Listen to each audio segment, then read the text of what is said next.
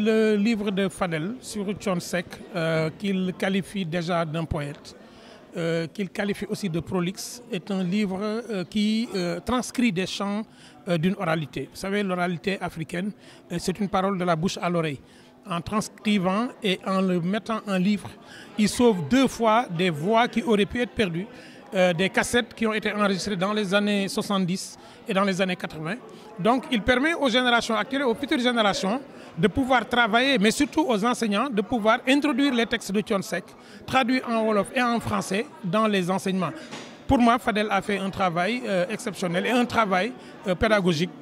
Il sauvegarde le patrimoine Thione Seck. Moi, je ressens beaucoup de fierté parce que Fadel est quelqu'un avec qui on travaille beaucoup. Et qu'un journaliste culturel puisse s'ériger maintenant en critique, cela montre que dans le métier de journalisme culturel, il y a des paliers à franchir. On commence par couvrir des événements et on devient spécialiste de son domaine.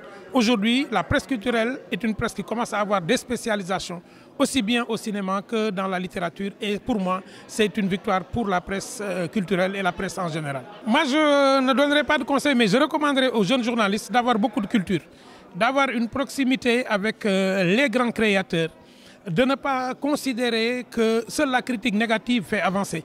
Ils doivent être des complices, dire le vrai, corriger, mais surtout comprendre et se former pour être plus tard des spécialistes de leur domaine.